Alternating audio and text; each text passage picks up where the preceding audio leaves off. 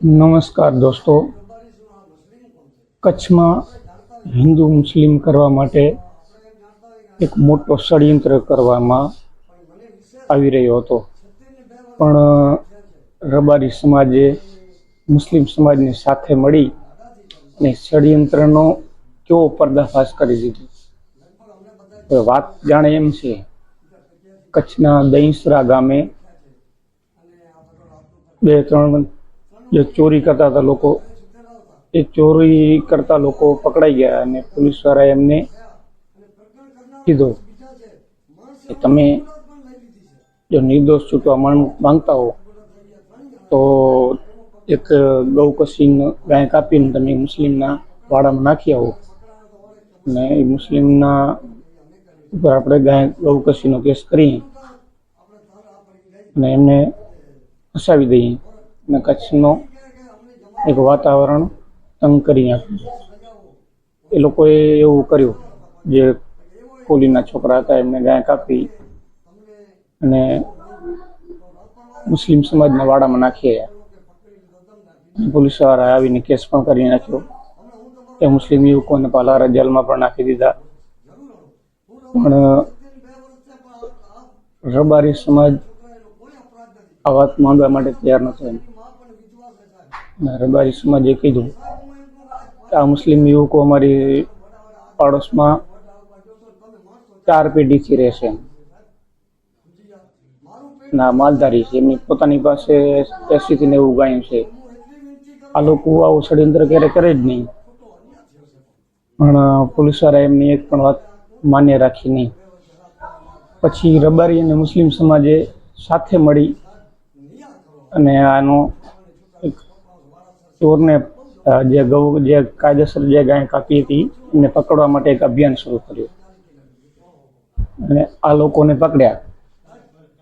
પકડીને જે કાંઈ ગાય કાપ્યા વાળો છોકરો હતો કોલીનો, એમના પોતા પાસે કબૂલાયો કે આ ગાય કોણે કાપી છે એમ, અને એ છોકરે ખુદ કબૂલ્યો કે ગાય મેં કાપી છે। પેલા આ વિડીયો જુઓ, આ છોકરાને જે પકડ્યો તેને ગાય કાપીનો કબૂલ્યો એનો આ વિડીયો છે, આ તમે જોઈ શકો છો। अभी केर केर गयो ही हेरा मुक माथे ने केर केर आयो रमेश खाली रमेश ठाकुर पुलिस वालो केरा वालो भर्ती तो कांटेक्ट हो। हाँ भर्ती की जाए वस्तु पर खाते क्या पे केस में दे रहे। हाँ कोई अंदर नंबर असंग राज्य मिलियो ने बराबर मिलियो किरण भाई जाए बराबर किरण भाई तो हाँ किरण भाई कोई इनके चाहिए ना कोई वस्तु किरण भाई कहीं फोन किया हुआ हाँ मुझे फोन में कर ले तो फोन में फोन करा ले किरण भाई कितने वागे एनो फोन दो एनो फोन क्या है अने गाय कापी कहते हैं आगे रमेश भाई भले પોલીસવાળાએ આ વાત પણ માને રાખી નહીં, કારણ કે પોલીસ ખુદ જ આમાં સામેલ હતી। એક જમાદાર જે હતો એ ખુદ આમાં સામેલ હતો કરાવવા વાળો। પછી રબારી સમાજ અને મુસ્લિમ સમાજના અને બીજે પણ જે ભાઈચારો કચ્છમાં જે રાખવા માટે તત્પર છે એવા બધા હિન્દુ સમાજના લોકો પણ આવ્યા સાથે અને એસપી ઓફિસમાં આવીને રજૂઆત કરી।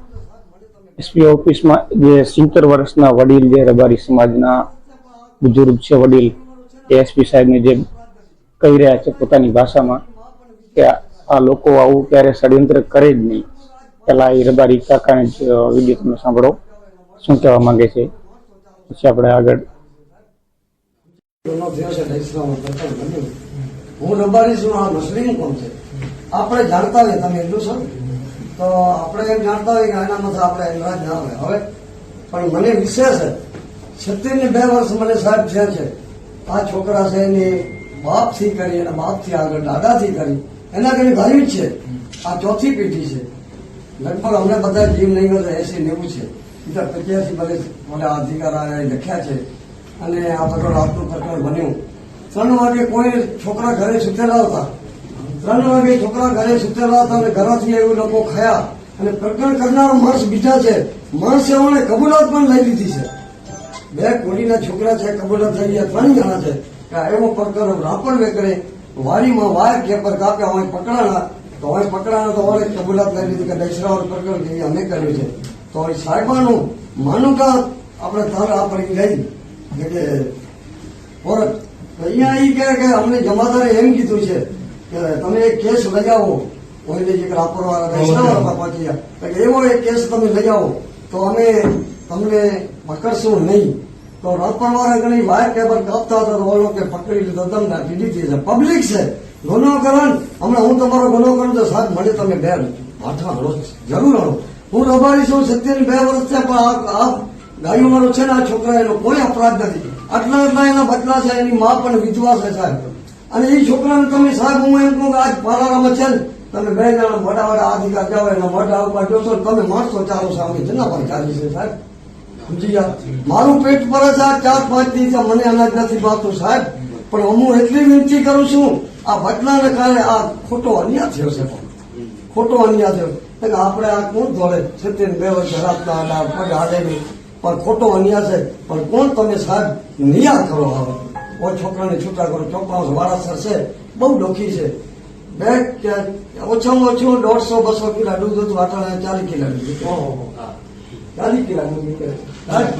જો હું વિનંતી કરું કે જરૂર તમે અમારું આ મુસ્લિમ હિન્દુ કોઈ ખરાબ નથી પણ એ વિનંતી એટલી શું મારા બાપ ને મને બોલવાની શું જરૂર છે.